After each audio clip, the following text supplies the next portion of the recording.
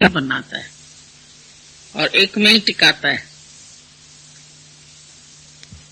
पर मन जो है वो जैसे जैसे जीरो बढ़ते जाते हैं तो मन अंदर ही अंदर अभिमान दिलाता है कि ये तुमने बनाया, ये तुमने बनाया, ये तुमने बनाया।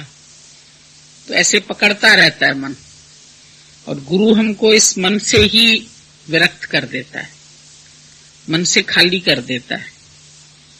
ये सब हटाओ, तुम हमेशा एक में रहो, तो कभी तुमको अभिमान नहीं आएगा।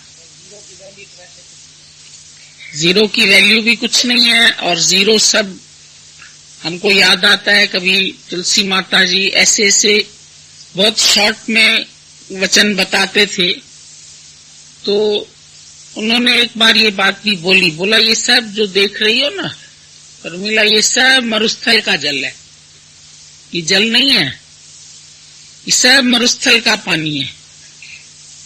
तो लगता था कि कभी गुरु कहता है मेहनत करो, सबको बनाओ, सबको प्यार करो, और जब तैयार हो जाते तो पीछे से गुरु का हाथ ही सावधान भी करता है कि कहीं इनमें फंस नहीं जाना।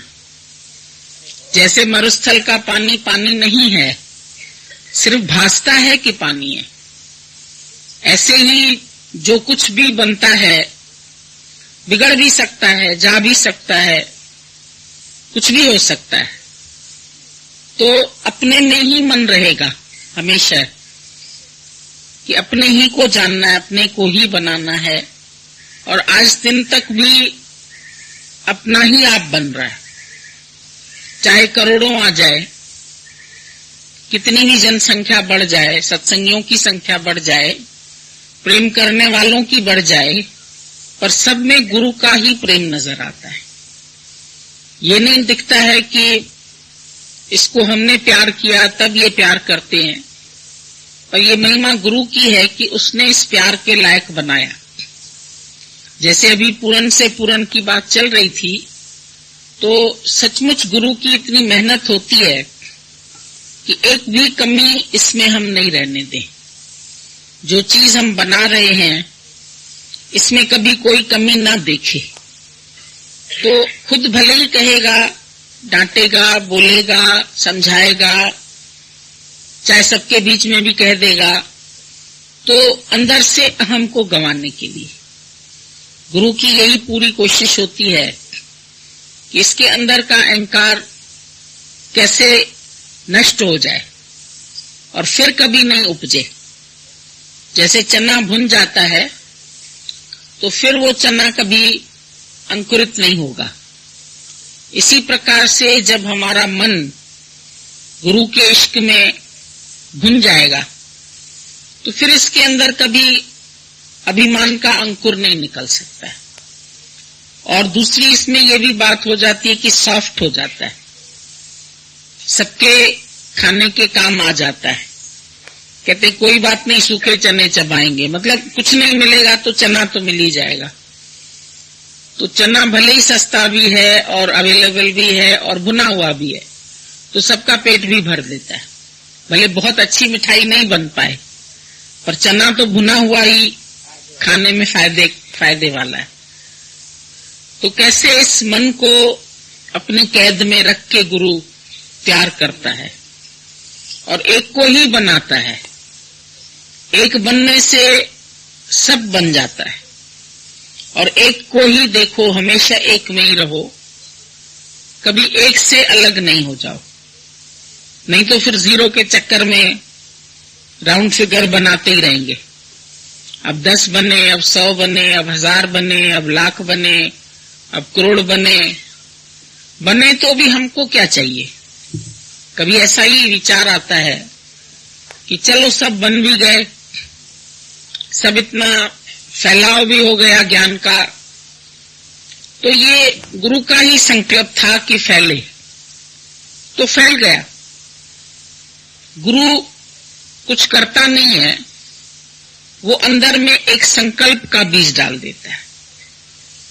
संकल्प से वो खुद उत्पन्न होके वो एक से अनेक होता रहता है। संकल्प से ही सबकी रचना होती है।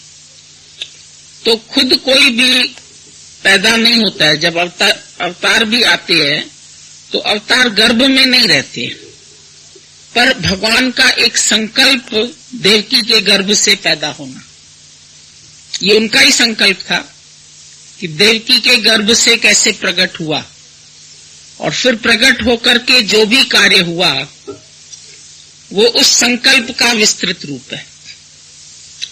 तो कैसे एक संकल्प से सारी सृष्टि की रचना होती है, और एक संकल्प ही कितना बढ़ता जाता है। आज दुनिया में हम देखते हैं कहीं गुरु जाने वाले होते हैं, बड़े उनके पोस्टर्स लगते हैं, बड़े पैम्पलेट छपते हैं, इस तारीख से इस तारीख तक यहाँ होंगे, इस तारीख से इस तारीख तक यहाँ होंगे। तो पब्लिक वहां पर इतनी इकट्ठी हो जाती है कि दूर दूर तक खाली सर ही सर दिखाई देते हैं। तो कभी लगता है ये बेचारे इतने पीछे तक बैठे हैं, कैसे इनको दर्शन भी मिलता होगा गुरु का, कितना कठिन होता होगा। पर उनको कुछ भीड़ बढ़ाने में ही मजा आता है कि सब लोग सुने, सब आए, सब ऐसे करें। और उस चक्कर में क्या होता है, एक भी बनना मुश्किल होता है। दादाजी बताते थे जय कृष्णा मूर्ति की बात, बोलते थे कि उन्होंने लास्ट में अपना एक अनुभव लिखा कि मैं जो इस भीड़ को बनाने के चक्कर में पड़ा रहा, तो आज मुझे अनुभव होता है कि मैंने केवल पत्तों को पानी दिया, और पत्तों को पानी देने से पेड़ हरा नहीं होता। जड़ को पानी देने से, एक ही जड़ को अगर पानी मिल जाए तो फूले फले अगाए। पत्तों को भी पानी मिल जाता है, वो भी हरे भरे रहते हैं। कभी तुम पत्ते पालक के काट के रखो पॉलीथिन में, तुमको पॉलीथिन पसीजी हुई मिलेगी। इसका मतलब वो पानी जो उसके अंदर आया वो कहां से आया, उसकी जड़ों से आया, ऊपर से नहीं आया। ऊपर से हम कितना भी सींचेंगे तो पत्तों को सींचने से कभी मूल नहीं सींचा जाएगा, और एक मूल को सींचने से पत्ते अपने आप हरे भरे हो जाते हैं। तो ज्ञानी मूल को सींचता है। तुम्हारा भी मूल आधार परमात्मा ही है, और मन तू ज्योत स्वरूप है, अपना मूल पहचान। तुम भी अपने मूल को ही जानो। मूल को जानने के लिए ही ये सब कार्य संसार में हो रहा है। जो निष्काम का भी गुरु हमको प्रोत्साहन देता है कि इसको आगे बढ़ाओ, वो सिर्फ अपनी उन्नति के लिए। निष्काम कोई कर्म नहीं है, और निष्काम कोई नेम और फेम के लिए नहीं है। मेरी उन्नति किसमें है, वो बात हमसे ज्यादा गुरु जानता है। और इसीलिए वक्त वक्त पर जब गुरु का संग करते हैं तब ऊंट पहाड़ के नीचे आता है। नहीं तो ऊंट समझता है मैं बहुत बड़ा हो गया हूं, पर जब पहाड़ सामने आता है तो ऊंट को समझ आती है, अरे हम तो अभी इतने ही है, पहाड़ तो बहुत ऊंचा है। तो गुरु के पास आने से, उसकी विशालता को जानने से, उसके विशाल प्रेम को देखने से, उसके वचनों को देखने से, उनका एक एक वचन मानने से आज जिंदगी कितनी अच्छी बन जाती है। और जहां भी उनका ये एक प्रेम का बीज जाता है तो सभी जगह जैसे फसल लहरा रही है।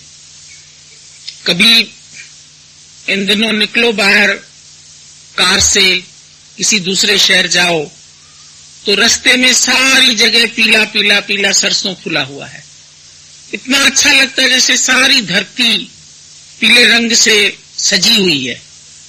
तो इतना सा एक राई का दाना, सरसों का दाना, और जब फैलता है तो कितना सुंदरता दिखाई देती है। इधर भी पीला, इधर भी पीला, बसंती बसंत लगता है। तो बसंत का अर्थ भी है बस अंत।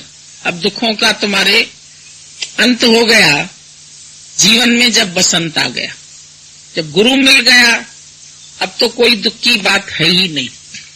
कोई ख्याल नहीं है, कोई बात नहीं है, कोई मन नहीं है, कोई तन का संकल्प नहीं है, कोई तन को प्यार नहीं करता है। गुरु कैसे सबका प्यारा बना देता है और सर्व का प्यारा सर्व से न्यारा। सबसे अच्छी बात यही लगती है कि भीतर कुछ नहीं जाता है, अंदर मैं और मेरा कैसे भस्म कर देता है गुरु, कैसे उसकी राख बिखेरी जाती है। ये अंदर से बिल्कुल कभी एक संकल्प किसी का नहीं आता है। हम भी कभी हैरान होते हैं कि लोग समाधि लगाते हैं, ध्यान लगाते हैं, घरों से दूर जाकर पहाड़ों पर रहते हैं कि हमारा मन एकाग्र हो, और इतनों के बीच में मन एकाग्र हो जाए तो ये कितना बड़ा करिश्मा है। कोई इसके लिए साधन नहीं किया, कोई इसके लिए जप तप नहीं किया, कोई इसके लिए पूजा नहीं किया, पाठ नहीं किया, व्रत नहीं किया, उपवास नहीं किया, मंदिरों में नहीं गए, कोई भ्रमण नहीं किया, कोई चारों धाम नहीं किए। लोग बोलते हैं तुम लोगों ने तीर्थ किए, तुम लोगों ने धाम किए। हम बोलते सारे तीर्थ और धाम तो गुरु के चरणों में ही मिल गए। जब गुरु की शरण मिल गई तो सब थी व्या तीर्थ मुंजा सबई धर्म थी व्या, पूर्व जन्म जा कर्म खुली व्या। पूर्व जन्म के कोई ऐसे कर्म खुल गए जो हम सबको, भाग्यशाली हैं सभी को बधाई है कि सभी को ऐसा पूर्ण गुरु मिला। ये आज बधाई का दिन है और आज के दिन लोग अपनी प्रोग्रेस जांचते हैं कि साल भर में हमारी क्या प्रोग्रेस हुई। तो आज दिखाई पड़ती है प्रोग्रेस कि हरेक कैसे अपने तन मन धन को स्वाहा करके इस ज्ञान यज्ञ में आहुति डाल रहा है। और उससे यज्ञ से देवता क्यों यज्ञ करते हैं? यज्ञ से सृष्टि पलती है। लेकिन लोग समझते हैं जो हवन स्वाहा स्वाहा स्वाहा करते रहते हैं, अग्नि डाली, घी डाला, उसमें चावल डाला, ये डाला, पर ज्ञान यज्ञ सर्वश्रेष्ठ है। ये यज्ञ जो ज्ञान यज्ञ है जिसमें मैं और मेरे की आहुति चली जाती है। और जब सिर्फ ये दो शब्द हट गए जीवन से, उसके बाद कोई जगत तुम्हारे अंदर में आ नहीं सकता। मेरे से सब बढ़ जाता है, मैं से सब बढ़ जाता है। और जब मैं ही नहीं रहा और मेरा ही नहीं रहा तो जगत की रचना क्या होगी? ये सब हम लोगों को अभी पता चल गया, जीवन रहते हुए पता चल गया। किसी का जीवन निकल जाता है तो जीने का ढंग आता है। गाड़ी स्टेशन से निकल जाती है तब राही पहुंचता है तो गाड़ी छूट जाती है, पर हमको छूटने से पहले गुरु ने प्लेटफॉर्म पर खड़ा कर दिया। ये दादाजी की वैसे भी आदत थी कि ट्रेन पर जाना है तुम्हें तो 1 घंटा समय से पहले निकलो, बल्कि स्टेशन पर 1 घंटा पहले जाके बैठ जाओ, क्योंकि इससे तुमको कभी पश्चाताप नहीं करना पड़ेगा कि तुम्हारी गाड़ी छूट गई। लोग देर से निकलते हैं, फिर हड़बड़, कभी सामान गिरा, कभी चोरी हुआ, कभी किसी ने पर्स निकाल लिया, कभी किसी ने कुछ कर लिया। तो वो हम लोगों को ले चलते थे जब, तो घर से 1 घंटा पहले उधर जाके पहुंचो, और इतना डांट वाला वो चेहरा बना देते थे कि सब डर के मारे समय से पहुंच जाते थे। तो जैसे समय से वहां पहुंचना ट्रेन के पास जरूरी होता है, तो ऐसे ही समय से पहले गुरु ने भी हम लोगों को तैयार कर दिया, नहीं तो रोना पड़ता। एक बार किसी एग्जीबिशन में एक स्टैचू लगा हुआ था और वहां लिखा था इस स्टैचू का नाम रखो। तो वो स्टैचू बड़ा अजीब सा था, उस पर पंख लगे हुए थे और सारे बाल उसके ऐसे चेहरे पर थे और पीछे से वो एकदम गंजा था। अब लोग उसको देख के बोले क्या ये पक्षी है, क्या कोई मानव इस तरह का है, क्या चीज ये हो सकती है? उसका टाइटल लिखना था। तो एक वहां पर ज्ञानी खड़ा हुआ था, उसको समझ में आ गया कि ये चित्र क्या है। उसने उसके नीचे लिख दिया समय। बोला ये जो स्टैचू है ये समय का बना हुआ स्टैच्यू है। तो समय के आगे क्या होता है, आगे से बाल हैं चेहरे पर, उसको पहचान नहीं सकती। जब समय तुम्हारे पास अनुकूल होता है तो तुम क्या करते, मौज मस्ती करते। इधर चलो, पार्टी चलो, खाना खाओ, मौज करो, नौकरी करो, बिजनेस करो, धंधा करो, ये काम का जरूरी है, ये काम जरूरी है। समय है तो यही करते जवानी में। और फिर समय को पंख लगे हुए, उड़ता ही जा रहा है। अब ये साल कैसे उड़ गया पता ही नहीं चला किसी को, तो इसको पंख भी लगे हुए हैं। फिर जब ये समय आगे आता है, चला जाता है, तो अरे इतना टाइम हमका हमारा जीवन बीत गया, तब ख्याल आता है इसको पकड़ लें, तो पीछे से वो गंजा, फिर हाथ नहीं आता है। तो जब समय है तुम्हारे पास तो उसके चेहरे के बाल हटा दो, उसको पहचान लो और समय रहते अपना मोक्ष कर लो। नहीं तो ये समय हाथ से अगर उड़ जाएगा तो पीछे से इसके कोई चोटी भी नहीं है जो तुम इसको पकड़ सके। जीवन चला जाता है, लोग रोते रोते जाते हैं, अरे क्या किया हमने, बस यही घर गृहस्थ, यही बाल बच्चे, यही दुनियादारी, यही दूसरों को सुधारने में लगे रहे, यही बातें करते रहे, जगत की बातें करते रहे, माया के मजे लेते रहे, लेकिन समय चूक गए। तो ये एक गुरु हमको ऐसी कला सिखाता है कि समय जब तुम्हारे पास है तो इसका सदुपयोग करो, इसको पहचानो और हर दिन अपना तुम ऐसा बिताओ जैसे आज हमारा दिन सिर्फ आज के लिए ही हूं। कल क्या होना है, कल की चिंता नहीं करनी। कल क्या बीत गया, ऐसा हुआ, वैसा हुआ, खराब हुआ, अच्छा हुआ, इंसान बैठे बैठे सोचता रहता है। अब की पिछली दिवाली तो बड़ी खराब गई, उसमें तो कोई मर गया, अब इस बार दिवाली आ रही है ना, भगवान खैर करना। तो पिछला जब याद किया तो आज का भी गंवा दिया। पिछले साल मेरे साथ ऐसा ऐसा हुआ, अभी इस साल न ऐसा हो जाए। इस तारीख को पति चला गया, अब ये तारीख को फिर बेटा भी बीमार पड़ा है, कहीं ये न चला जाए। ऐसे ऐसे विचार मन में आते रहते हैं। और कभी अपशगुन देखेगा, कभी खराब देखेगा, कभी कुछ देखेगा, तो उनका विचार करता रहता है। उस दिन हमने बोला ना, मन का स्वभाव ऐसा होता है कि नीचे की तरफ बहुत जल्दी लेके जाता है। और दूसरा इसका स्वभाव होता है जल्दी सबसे प्रभावित हो जाता है। कभी माया से प्रभावित होता है, कभी पति से प्रभावित हुआ, कभी घर से प्रभावित हुआ, कभी किसी की उन्नति देख करके बड़ा प्रभावित हो जाता है। ये तो इतना बढ़ गया, हम तो अभी वहीं के वहीं खड़े हैं, इसके पास तो इतना पैसा हो गया। दूसरों को देखता रहता है।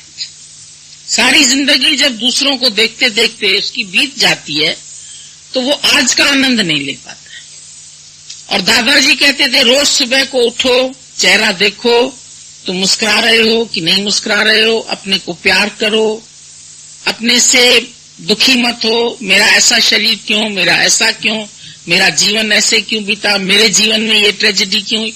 जो हुई, जो हुआ, सब अच्छा ही हुआ और उसको सोचना ही नहीं है।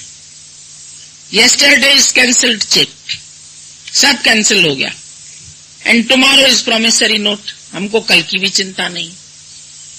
और आज टुडे इज कैश मनी, आज हमारी कैश मनी है, इसको हमें कैसे बिताना है, इसके लिए कोई सोच विचार करने की जरूरत नहीं है तुम्हें।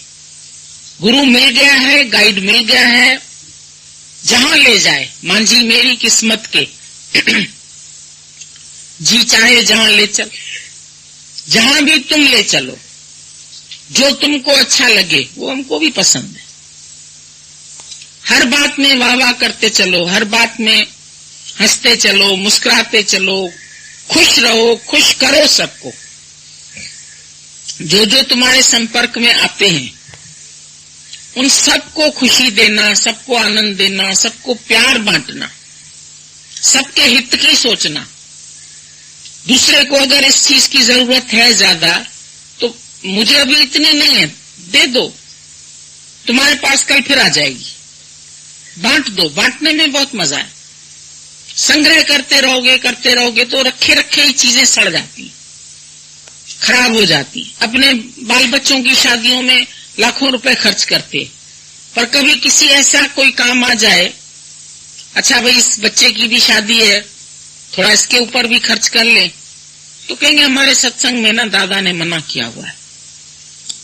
और सत्संग में दादा ने तो बहुत सारी बातें मना की हुई है, वो तो सब करते हो, गुस्सा भी करते हो, इच्छा भी करते हो, लोभ भी करते हो, और दुनियादारी भी करते हो, जाना आना भी करते हो।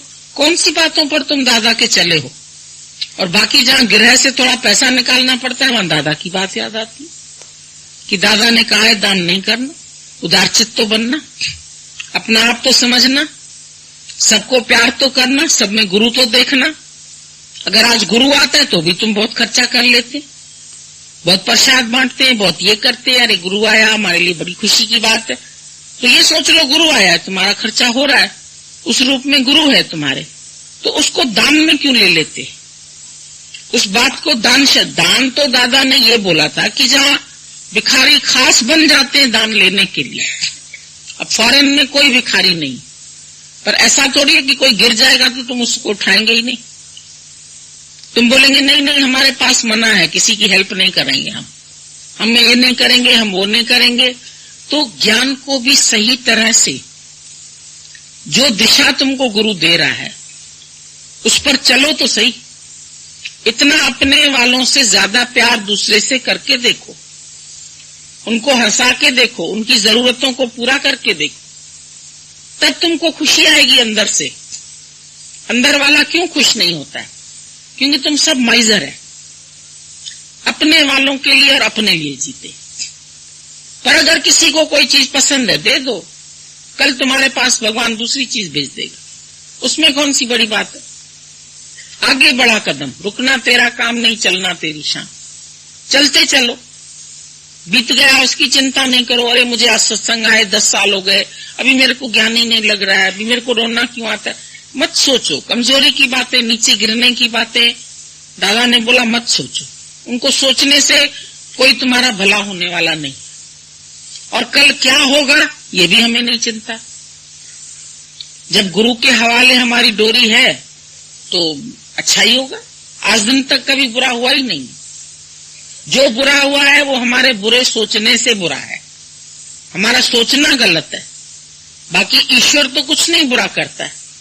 तुम अपने लाडले बच्चे को कभी जहर दे के नहीं मारोगे, तो भगवान तुमको क्यों मारेगा? भगवान क्यों तुम्हारा बुरा करेगा? एक माँ अपने बेटे को खराब नहीं कहना चाहती है कि उसकी बढ़ाई करेगी, उसको अच्छा कहेगी, खुद भले घर में उसको कुछ कहे और दूसरे से कहलवाएगी नहीं।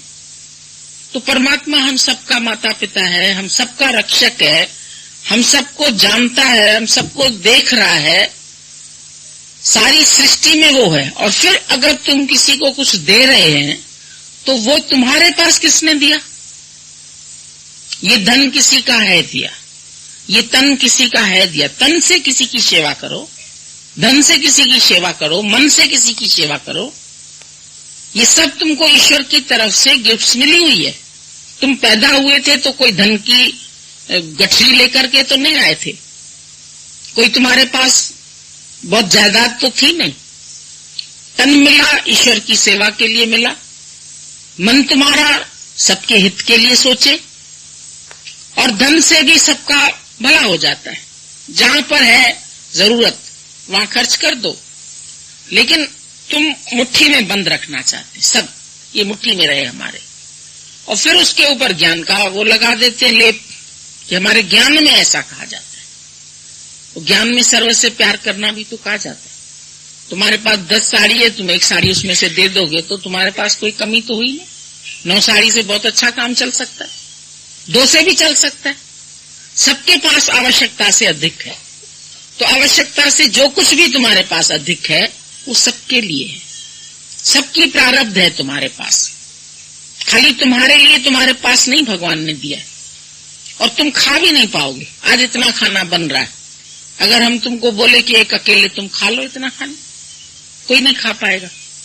पर जब सब लोग खा लेते मिल बांट के, तो कितना अच्छा हो जाता है। एक बार कहीं शादी हो रही थी, तो उस शादी में कहा गया कि तुम लोग किसी बुजुर्ग को साथ नहीं लाना, सब जवान लोग आना और बुजुर्ग को नहीं लाना। तो घर के जो लोग थे बोले भाई ये बड़ी विचित्र बात है, इज्जत तो पहले बुजुर्गों की होती है और आप ये कह रहे हैं कि बुजुर्ग को नहीं लाना। तो बात पूछी गई बुजुर्ग से, उसने बोला देखो इसमें उनकी कोई जरूर चाल है और वो जरूर तुमको कहीं ना कहीं हराना चाहते हैं। तो बक्सा लेके जाते हैं, जैसे उसमें सामान वगैरह रखा जाता है, बर्तन या कुछ। तो बोला बक्से में हमको छुपा के छेद कर दो और लेके चलो, बताना किसी को नहीं।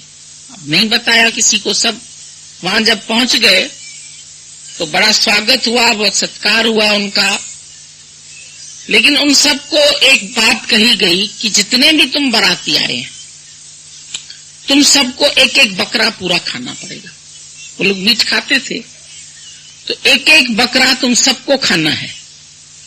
और घबरा गए, एक एक बकरा कौन खा पाएगा, बता रहे इतना खाना बना है, तुम अकेले तो नहीं खा पाएंगे। तो उलझ गए, अब क्या करें, अब बुजुर्ग से सलाह पूछनी पड़ी। गए उसके पास, अब क्या करें भाई, ऐसी ऐसी बात कही गई है। बोला एक काम करो, उनको बोलो हम लोग खाएंगे इतने ही बकरे जितने तुम कह रहे हो, 30 या 40 जितने भी लोग थे, पर पहले एक एक बनाओ, एक काटो एक बनाओ। जब एक तैयार हुआ, सबको परोसा गया, खा गए सब, खा लिया। फिर जब तक कटे जब तक बने, 5-10 घंटे लग जाते थे उसमें बनने में भी, तो उतने में फिर भूख लग जाए। बोला करो तो मेहमानवाजी, हम टिके ही रहेंगे इतने दिन तुम्हारे पास, रोज एक एक काटो एक एक खिलाओ। तो वो समझ गए कि इनके पास जरूर कोई बुजुर्ग है जो इनको ऐसी सलाह दे रहा है।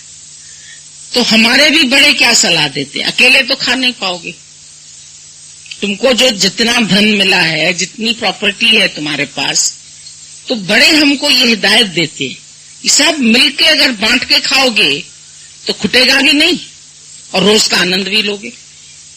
एक दिन में तो पूरा आनंद कोई ले ही ना पाता, बच ही जाता, सब फेंका ही जाता। पर अगर हर दिन ये महफिल हो गई तो मजा आ गया। तो ज्ञानी की जो एक की प्रारब्ध, वो एक दिन सबसे बांटता है, फिर दूसरे दिन दूसरे को अक्ल आ जाती। जैसे देवताओं को अक्ल आ गई, पंक्ति में बिठाया गया, ऐसे पहले दैत्यों को बिठाया गया, तो उनके तो इधर हाथ में खपच्ची बांध दी और बोला खाओ। अब खाओ तो दैत्य मरे तो खाली अपना ही सोचते हैं ना, किसी और के लिए तो नहीं सोचते हैं। उनको जो मिलता है वो मेरे लिए ही है, जो मिला है वो मेरे लिए ही है।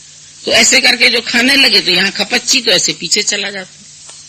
परेशान हो गए, अब क्या करें, कुछ अकल नहीं आई, ऐसे ही उठ के खड़े हो गए, भूखे ही भूखे सब चले गए। फिर जब देवताओं की बारी आई, तो देवता लोग जो थे वो बैठे पंक्तियों में। फिर खाना आया उनके पास भी सेम समस्या, इधर खपच्ची बंधी है, अब क्या करें।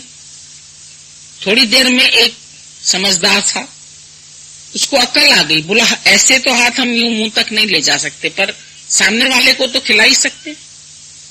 तो उसने जो भोजन ऐसे उठाया, इधर सामने खिला दिया। तो दूसरे को भी अकल आ गई, उसने उसको खिला दिया। ऐसे ही जो आमने सामने बैठे थे, सब ने एक दूसरे को खिला दिया। सब तृप्त होके मजे से अपनी थालियां खाली करके उठे और खुश भी हो गए, पेट भी भर गया। तो देवताओं का स्वभाव और दैत्यों का स्वभाव, इंसान के अंदर दोनों ही है। ये भी बात एक हमने नहीं पढ़ी, दोनों का बाप एक ही है, मां अलग अलग है। दैत्यों की मां अलग है, देवताओं की मां अलग है, पर बाप दोनों का कश्यप है। वैसे हैं ये लोग भाई भाई, भले ही सौतेले। तो एक का स्वभाव कैसा है और एक का स्वभाव कैसा है दोनों ही एक पिता के बच्चे। तुम्हारे अंदर भी दोनों पल रहे हैं, दैवी गुण भी पल रहे हैं और आसुरी गुण भी पल रहे हैं। आसुरी गुण तुम्हें कहते हैं तुम खाली अपने लिए जियो, अपने लिए बनाओ, अपने लिए खाओ, अपने लिए मौज करो, अपने लिए जियो। और दैवी गुण कहते हैं सबके हित के लिए जियो। तो गुण तो दोनों हैं, पर इन गुणों को हम लोग कैसे प्रकट करते थे? क्रोध करना, लड़ना, झगड़ना, वैर विरोध करना, भाई भाई को कटघरे में खड़ा कर देता है, झगड़े करता है, जमीनों के लिए जर, जमीन, जाल, 3 चीजों पे झगड़ा होता है। जेवर, जमीन और औरत। हमेशा जहां भी झगड़े होते हैं वो इन 3 बातों के ऊपर ही होते हैं। या तो औरत चोरी हो गई, रावण ले गया तो झगड़ा, या तो जमीन पर, ये जमीन तुम्हारी, ये जमीन हमारी। जब बंटवारा करते हैं 2 भाई की, इतनी मेरी इतनी तेरी, उसमें अगर 1-1 इंच भी कम हो ना तो 1-1 सूत नाप के वो लोग लेते हैं। और अगर किसी ने थोड़ी ज्यादा ले ली या आगे वाली ले ली, अच्छी वाली ले ली, तो हार्ट अटैक हो जाएगा, मर जाएगा। जमीन तो वहीं पड़ी है, खुद चला जाएगा दुनिया से। बड़ा दुख लगेगा, मेरी इतनी प्रॉपर्टी मेरा भाई छीन गया। और ऊपर भगवान हंसता है, कहता है जमीन तो आज दिन तक कुंवारी है, किसी की नहीं। आज दिन तक वो ब्याही नहीं गई, आज दिन तक उसका गौना नहीं हुआ, क्योंकि कोई इसको साथ नहीं लेके गया। चाहे अवतारी पुरुष आए, चाहे बड़े बड़े राजा आए, अकबर आए, हुमायूं आया, औरंगजेब आया, इतनी लड़ाइयां लड़ी, इतना मारकाट करी, लेकिन जमीन तो यहीं की यहीं पड़ी। जमीन की चीजें भी यहीं पड़ी हैं। जो जमीन का दहेज है, सब तुम जो पहनते हो, खाते हो, वो तुमको कहां से मिलता है? धरती से ही मिलता है। तेल भी धरती से, पेट्रोल भी धरती से, सोना भी धरती से, चांदी भी धरती से, कोयला भी धरती से। झरिया में जाके देखो कोयलों की खान, अंदर सारी झरिया खोखली है, कोयला निकालते जा रहे। उसके बदले उनको मिट्टी उतने डालनी है क्विंटल, लेकिन जो चोरी करने वाले होते हैं वो आधी ट्रकें डालते हैं, लिख देते हैं हमने 20 डाली, डालेंगे 10, तो वहां के सब मकानों में दरारें हैं। वो बोलते हैं किसी न किसी दिन पूरा ढह जाएगा बेईमानी की वजह से, लेकिन है तो सब धरती की चीजें। हीरा धरती से, सब चीज तुमको धरती से मिलती है। हर चीज धरती का दहेज, वनस्पति, अनाज, जो कुछ भी तुम खाते, तो तुम प्रकृति से अलग तो है नहीं। प्रकृति के आधार से ही चल रही है। ये शरीर की प्रकृति और बाहर की प्रकृति, अगर इनका आपस में मेल न हो ना, प्रकृति को न देना चाहे, तो काम नहीं चलेगा। पानी भी तुमको प्रकृति से मिलता है, भोजन भी प्रकृति से मिलता है, वायु, ऑक्सीजन भी तुमको उसी से मिलती है। लकड़ी दरवाजे बनाने के लिए, ईटा मिट्टी से बनता है। कोई चीज देख लो तुमको कहां से प्राप्त होती। जितनी चीजें तुम्हारे घर में अवेलेबल हैं वो कहां से आती। साइंस के दृष्टि से भी देख लो तो सब पृथ्वी से आते हैं, और ये पृथ्वी पहनती भी है, सोना भी पहनती है, हीरा भी पहनती है, कपड़ा भी पहनती है, खाती भी है, और ये सब धरती का दहेज ये शरीर को मिलता है। और फिर जब ये शरीर शांत होता है तो मिट्टी में मिल जाती है, वायु में मिल जाती है, आकाश में मिल जाता है, पृथ्वी में समा गई। क्या हुआ? कुछ नहीं, 5 तत्व में लीन हो गए, पर रहे इसी पृथ्वी पर। इसमें से घटा बड़ा कुछ नहीं। जो सृष्टि आदि से परमात्मा ने तैयार की है वही चलती आ रही है अभी भी। वही सूर्य है, वही चंद्रमा है, वही तारे हैं, वही पृथ्वी है, वही वायु है। थोड़ी देर में तुम्हारे अंदर से कार्बन डाइऑक्साइड निकलती, वो बेचारे पौधे घसीट के ले जाते, उनको खाने बनाने के लिए कार्बन डाइऑक्साइड चाहिए, और तुम्हारी नाक ऑक्सीजन वहां से ले लेती। तो सब पृथ्वी से, प्रकृति से कनेक्टेड है। तुम कभी अकेले नहीं है, और प्रकृति से जुदा भी नहीं है। और कभी तुम चाहो दुनिया छोड़ के हम जाके रहे पहाड़ पर, अब पहाड़ भी तो यहीं से जुड़ा हुआ है, वहां भी पृथ्वी, जल, वायु, अग्नि, आकाश सब है। तो कब तुम अलग हो सकते हो किसी से? कब तुम्हारा पति चला गया? वो भी अभी इसी प्रकृति में, न कोई गया है न कोई आया है, और अभी भी सब जुड़े हुए हैं, क्योंकि बीच में वायु है, उससे जुड़े हुए हैं। इसमें जल है, अगर इसमें जल न हो वायु में तो तुम्हारी ये सॉफ्टनेस नहीं रहेगी, बॉडी में नमी है। अभी तुम यहाँ गिलास बर्फ का भर के रखो तो बाहर पानी आ जाएंगी बूंदे, वो कहाँ से आती है? हवा से ही आती है। जो नमी है वो उसमें चली जाती। पापड़ बना के रखो, बिस्किट बाहर रखो, सिल जाता है। और बारिशों में तो बहुत जल्दी सिलता है क्योंकि नमी अधिक हो जाती है।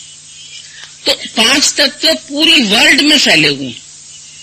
इसका मतलब तुमने भी एशिया, लंदन, विलायत सब देख लिया, यूरोप सब देख लिया तुमने, हर चीज, क्योंकि तुम कनेक्टेड हैं सबसे। तो इस हिसाब से भी देखो तो एक ही एक तो है, एक ही एक व्यक्ति, सब एक ही उससे बने हुए, तो एक ही तो हुआ। ये एकता का ज्ञान गुरु बताता है। साइंस की दृष्टि से सब ये बातें लिखी पड़ी है किताबों में, पर कोई इनको समझाने वाला नहीं है कि तू सारी प्रकृति से कनेक्टेड है, इसीलिए तुम सब एक है। एक धरती है, एक आकाश है, एक हर व्यक्ति एक एक वर्ल्ड का पुंज है। इसमें पूरी वर्ल्ड है। जो पिंडे सो ब्रह्मंडे, जो ब्रह्मंडे सो इस पिंड में। पर जो खोजे सो पाए। और जो निराकार परमात्मा है वो भी सबके अंदर एक ही तत्व से समाया पड़ा है। पृथ्वी में भी शक्ति उसकी है। कैसे अनाज निकलता है? भगवान की शक्ति नहीं हो तो अनाज निकले? सीमेंट से तो नहीं निकलेगा, पृथ्वी से निकलता है। उसमें भी वही शक्ति है, तुम्हारे में भी वही शक्ति है, तुम्हारे माँ बाप में भी वही शक्ति है। उसी शक्ति से तुम प्रकट हुए। सब कार्य उसी शक्ति से हो रहा है। और उस शक्ति को भुला के जीव सारा दिन मैं ये बकरी वाली मैं जो है ना इंसान की, वो उसको पकड़ के बैठी, बांध के बैठी। सिर्फ इस मैं से अपने आप को यूं झटका दे दो, जैसे इलेक्ट्रिसिटी का झटका लगता है ना, ऐसे तुम अपनी मैं को ऐसे झटक दो, कोई दुख नहीं। इस मैं से अलग होने का अभ्यास करो। जो बार बार मन कहता है मैं, मेरा अपमान, मेरा मान, मेरी इज्जत, मेरा बेटा, मेरा घर, मैं ही नहीं तो मेरे कहां से आ गए। यही सबसे बड़ा झूठ बोलते। सच छोड़ करके झूठ के साथ बन के बैठे। साच छोड़ झूठ संग मचे, जो छड़ना सो अस्तर माने, जो वन सो दूर पर आने। गुरु नानक साहब ने बोला कैसी बेवकूफी कर रहे, जो छोड़ जानी है वर्ल्ड उसके साथ मेरा मेरा मेरा मेरा संबंध जोड़ के बैठे। जो छड़ना वो स्थिर माने, और जो है स्थिर वो दूर पर आने। उसको तो तुमने दूर कर दिया आपने। तो गुरु तुमको कितना अंदर से विश्वास दिलाता।